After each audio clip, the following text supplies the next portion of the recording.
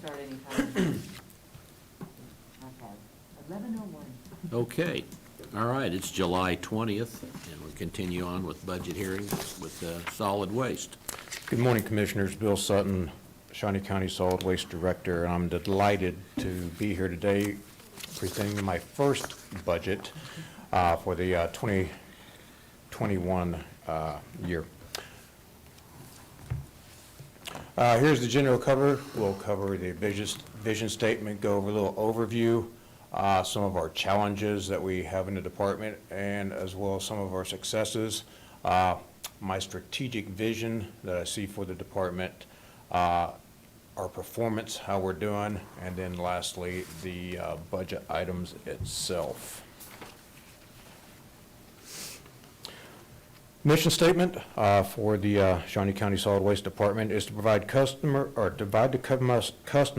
of the Shawnee County Solid Waste Department with cost-effective, efficient collection of solid waste material, both trash and recycling, and to increase its customer base to as many Shawnee County residents and businesses as possible as deemed economically feasible.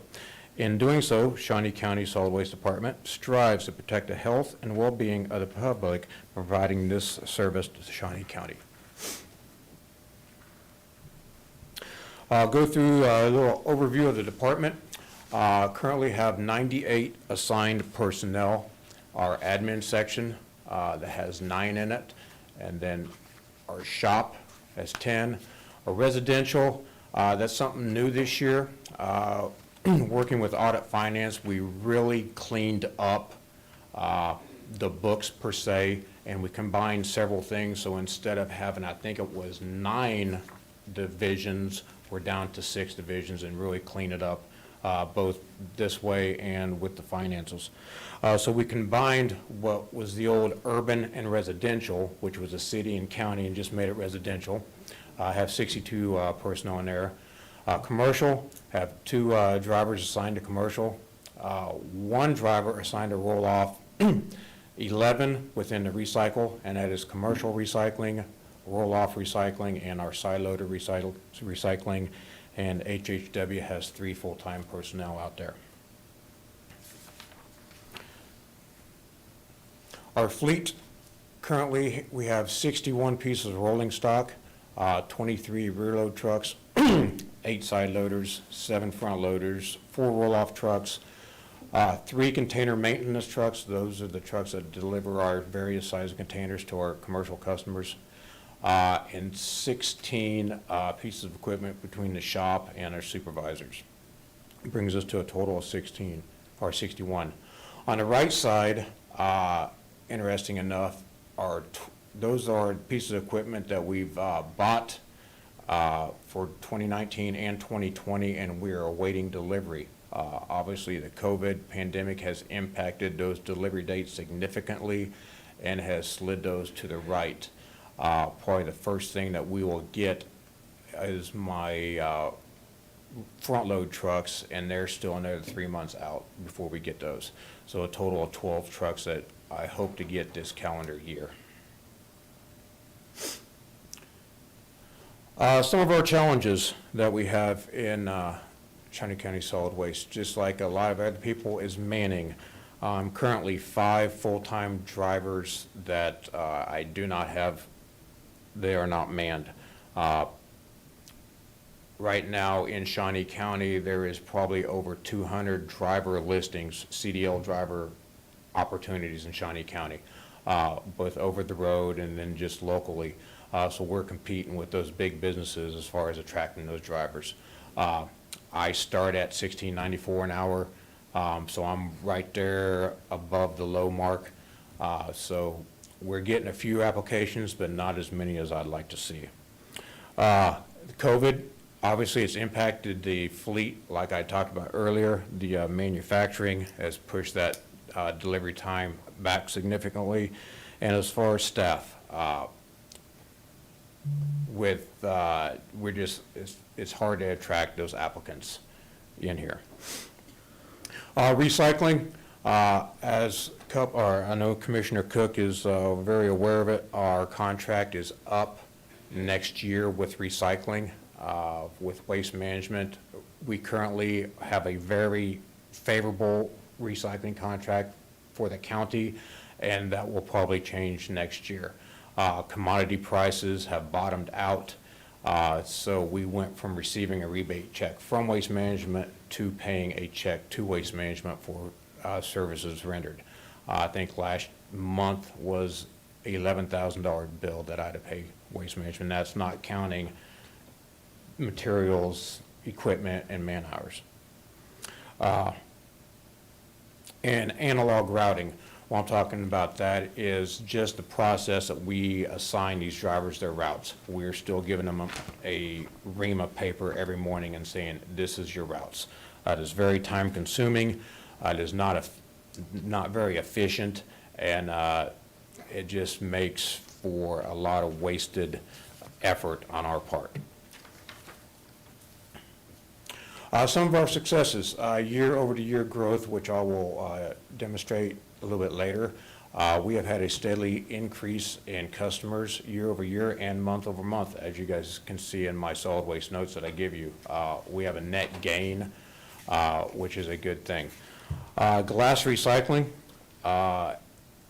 we are about a little over 1 month into it, and we have seen a pretty good participation in our glass recycling program. Obviously, we're still looking for other areas to drop these containers off, but with the limited amount of containers we got out there, we have great participation. Household hazardous waste, which I will show you later as well. This is a free service that we offer our citizens, and to keep that hazardous waste out of the waste stream at the landfill and recycle center. And we are on a pace to have a record year, even though we were shut down in April. So we're getting the word out. And lastly, no annual rate increases since 2012, despite annual increases from our vendors, Waste Management, Greenpoint, ourselves. We have not passed those rate increases on to our customers, so we remain consistent.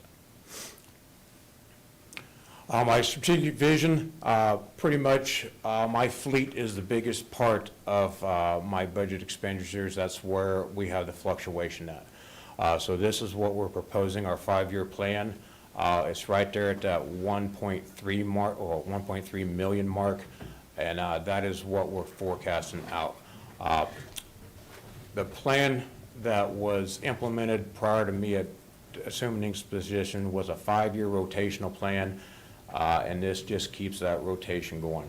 5 years is about the mark where we get our best return for our money off our trade-in equipment. The other strategic vision I see is with the administration department is our route optimization and our business development.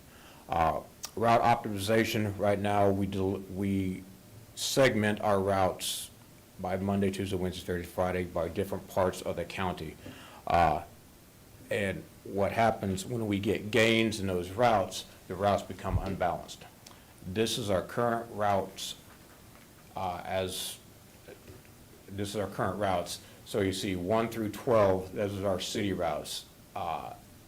And they're extremely unbalanced, and it would take a long time to go in there and clean these routes up and balance them based off of paper and addresses, because we're not automated in that. There are computer software out there that you give them an address list and it cleans it up, it divides the routes, and it sequences the routes to make them more efficient. It would be better on fuel, just miles on the truck, and then from a time aspect. You typically want to see 800 to 900 customer service per day, and you can see like right there on Route 8 on Monday, he's well into the 1400s. So again, it's just all over the board, and I would like to see a pursuing of a software to help balance these routes out. Bill, that's why the contract negotiations are so important. Yes. I want to talk about that real briefly. All right, current contract negotiations. The language it says now, when a route is done with their assigned route, they go home for the day. We want to change that language or modify it to where we have the ability, and we do not have the ability to go in and modify the routes without the union's buy-in. All right, we want to be able to modify these routes to make it more equitable across the board. Because right now, as you can tell, some routes are more favorable than others. And as a result, say if Route 8 becomes open, everybody knows how Route 8 is on that Monday. We don't get people into that. People do not want to bid into that route. So then it just becomes an empty route that we have to fill with extra drivers. And again, our efficiency goes down when you have a different driver on that route each and every day. Bill, Yes, sir. contrasting Route 8 to Route 14, Okay. if you're looking at just the numbers alone, or is it based on the number of miles that you have to travel? I mean, if you have 363 people, but they're spread out over a much larger area, and so it takes you longer to do the 363 than it would for the 1,400, because all the 1,400 are all compact in one area. I mean, am I getting the full picture? You're correct, sir. And I failed to explain that. Routes 14, 15, and 16 are our county routes. So those are the routes that are out there in the county. So 1 through 12, they primarily concentrate in the city. And then 14, 15, and 16 are the outer routes. So again, they drive those long miles in between stops. So where typically a city route would be picking up a can every 20 to 30 feet, a county route, almost every quarter mile, they're picking up a stop. So, Okay. good observation, sir. Bill, I have a question. Yes, ma'am. You mentioned that they bid on a route. Yes. Is that part of the union contract also? Yes. And what happens if no one bids on it? It just stays open or unmanned. So there's nothing in the contract that says you can assign someone? That goes back to the extra board. So we have a contingent of about 7 extra board drivers, flex swing drivers, the way you want to call them. And those are the drivers that get put into that position just to cover down on it. So he might be in there this week, and then next week, say he's off, then another driver gets put in there. So which sounds very inefficient. It is. So there's no way to assign someone? No, I can't force, force him, say Is you would. that something you're looking at too, Uh, in negotiations? Just because that seems very, very inefficient to me. It is inefficient, and that's why we want to be able to modify these routes and balance them out. But right now, we don't have a good enough system, automation-wise to do that. Business development. Shawnee County, this is a trash or Shawnee County Solid Waste is pretty much a trash company. I have a support staff with the county, so I have my audit finance, they do my accounting for me, IT does my information technology, but pretty much running the business, that is my staff right there.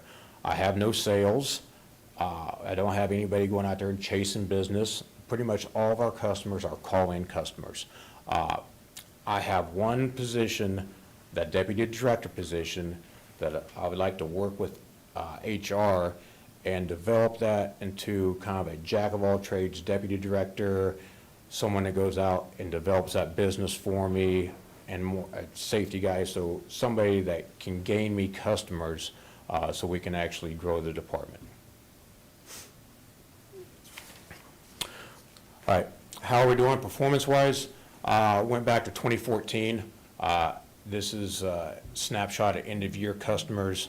So as you can tell, we are steadily climbing with the customers. I have the market share for residential customers within Shawnee County, just because of the level of service that we provide and the economical level of service we provide. HHW, that's our participation in customers. We are on record to exceed that 8343 from last year. This is, again, a free service that we provide for our customers. It is funded from our landfill host fee of $2.50 per ton. That dollar amount is in my contract.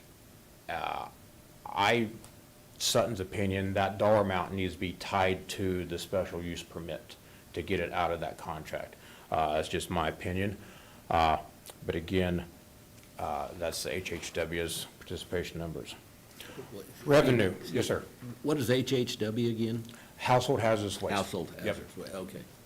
All right, some money slides here. Revenue since 2014, started out 11.6 mil in 2014, and then finished last year right at a flat 13 mil. Despite going through the COVID pandemic earlier this year, mid-year numbers, we are on pace to be right there at 13.2 at the end of the year.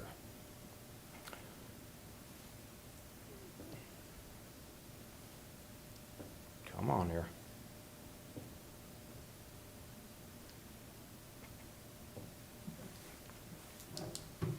Pat Oglander, I need your assistance. There we go. And then I just kind of threw in a margin slide there, revenue versus expenses. You can see there's a pretty good margin. Last year finished kind of close, but still we did not bust margin. And then this year we're controlling our expenditures, so we still got a pretty good, I'd say almost 20% EBIT, if you want to call it that, just for this year alone. Solid waste fund balance is a little over $7 million as of last Friday. People wonder why I have such a large fund balance. That also, solid waste has financial responsibility of the old landfill as well. So that's kind of a contingency fund. Should something happen with that old landfill, that's where the money comes from to take care of that landfill. Getting into the budget numbers, I'm just going to hit the high marks here. I have well over 1,000 lines of budget, so I just want to pull out the big numbers here. Major increases is in my collections, both with Rarick Pacific buying containers and with Waste Management of Kansas with their annual price increase, so around $130,000 estimated. Roll-off with Waste Management of Kansas and Greenpoint C&D, about $110,000. Recycling, I put that number out there, $789,000 increase next year is kind of what we're looking at with the increase with the contract renegotiation. Me and Kurt had a little meeting with them, and they threw out some big numbers of what they're going to charge us, or what they're proposing to charge us next year. So we're looking at about a $790,000 increase just next year in recycling. And then major decreases in my shop, we're forecasting to save about $135,000. Again, I'm not highlighting the little $20,000 to $25,000 savings that we have throughout this various lines, but the bottom line is, oh no, you didn't.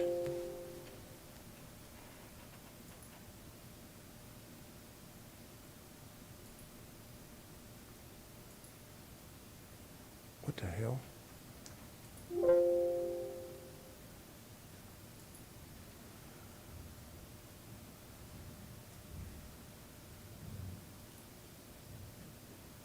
I did not break this. All right, we'll just go this way. I am looking to save $274,000 this year's budget. So I am actually decreasing my budget $274,000. And I think we can do that just by watching expenses with those vehicles coming in, not paying those large repair bills on that antiquated equipment that I had to do last month. So we are asking your approval of the budget, and I stand by for questions, gentlemen. I have a couple of comments. Is that okay? Oh, I'm sorry. Yeah, I have a couple comments. One of the things he said, the fees have not increased since 2012. 2012. And one of the things we look on that is we look at, they've increased the number of customers, so we look at the reserves that we have. And, we're competing with private businesses, so you don't want to undercut someone so much that you're hurting private businesses. You don't want to, so we kind of look at the reserves, and the reserves have been increasing or staying the same. So that's why we have not felt like we had a need to increase the fees. Like I say, you don't wanna try to hurt the private businesses that are out there that are competing with you. That's not our purpose. So that's one of the reasons, that's one of the things we look at, and that's one of the reasons why their fees have not increased, and why they haven't decreased either, because then you're undercutting your competition, and it makes hard for those businesses. So it's kind of a balancing act that we look at. The reserves they have right now, he says about 20%, which is right in line with our fund balance policy. So the other item I wanted to mention is that his budget is not general fund. You know, it's a enterprise fund, which that means he pays the general fund for indirect costs that he said that, we work with him, IT, all of those. That's what this study we're having done, and his department pays those to us because his is considered a business enterprise fund. Now, his fund, because it's not part of the general fund, will not be part of the budget discussions you have starting in August. What you will have is the budget discussion just on the general fund. But as part of that, you basically will be approving, our state sheet that we send to the state will include this budget he has given you here. So if you have any changes you want to make, then this would be the time to discuss that. Otherwise, I will include it in just as it is presented here. Our fees, how do they compare with the other companies? Are we,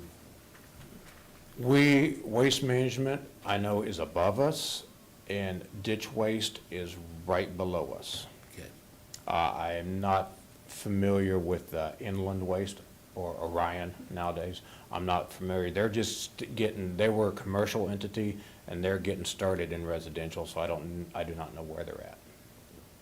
and we're still funding Keep America Beautiful? is it? Yes, sir.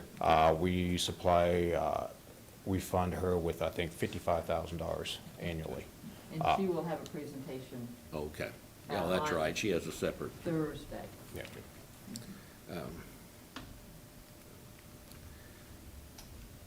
The recycling, you projected that was gonna go up by quite a bit. Are they the only place that does that? I mean, I'm new enough that I don't know the relationship there, that, who owns the MRF and all of that, and Okay. Waste Management out there at Rolling Meadows Landfill, there's actually 3 different lines of business out there at the landfill. You have the landfill proper itself, which is Waste Management Incorporated. You have the gas plant, which is dependent on the landfill for the gas, obviously, and that is WMRA, or it's WM Renewable Energy, WMRE. And then you have WM Recycle America, which is the recycling side. So all 3 have different reporting chains. The MRF was constructed to get our business, flat out. That's why we had that beneficial contract. The next nearest recycler would be Hams over in Lawrence, Kansas. I know he charges, I talked to my colleague over there at Lawrence, she pays around $75 a ton tipping or processing fee. Right now, I'm around $50 a ton processing fee. So we're favorable in that aspect. If the market is good, if the market ever comes back, we can flip that, but I don't see it in, talking to other people, that market's not gonna come back since China just pretty much flat out quit accepting all recycled imports. So that's why we're really trying to clean up the contamination, what we're taking in this, in our recycles, what commodities. Bill, who owns the landfill itself? Who owns the land? Waste Management of Kansas. Okay. Yep.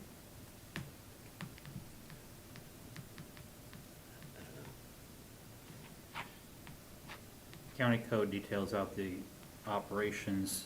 There's a special use permit for the landfill, and it also goes through the recycling. There's, in this county code, talks about recycling and those sorts of things. And I was talking to Mr. Crowell, that section of the county code, he's wanting to get that updated this year, so it's just one of those things that it kind of needs to be updated. Any other questions? Oh, I would make one other comment. Uh-oh. Yes. When you said at the very beginning that we just kind of cleaned up, we weren't cleaning up any problems. It was just, we were setting it up into more usable divisions. Yes. And that type of thing. There wasn't any accounting or, problem so much as it was just, like all the salaries were in one division, but the expenses were in other separate divisions. So we kind of put the salaries with the specific divisions they're, associated with. So there wasn't any accounting errors Right. that were found. It was just making it more usable. Better Thank you. fidelity on the numbers. Yes. So, real quick, do you guys have GPS on your truck? Yes, so last year, I think it started before I got here, they signed a contract with Traxxas GPS. And pretty much what that does, it plugs into the ODB, onboard data port, and it gives us telemetry and real-time positioning, and it can show us where the truck's been. It can't route us, it can't, this particular platform can't route us or do any of that optimization, but it's kind of a base platform that's there. There is add-ons that we can purchase, I'm looking at those, but yes, we do have GPS, sir. Was there some talk about cameras too, to view what? There's different, I've talked to one company, the Cadillac version, they've got driver cameras, side cameras, backup cameras, fully, instrumented vehicles. That comes with a very steep price tag. What about the route software? Are you looking into that? We're looking into that, just getting some, soft presentations.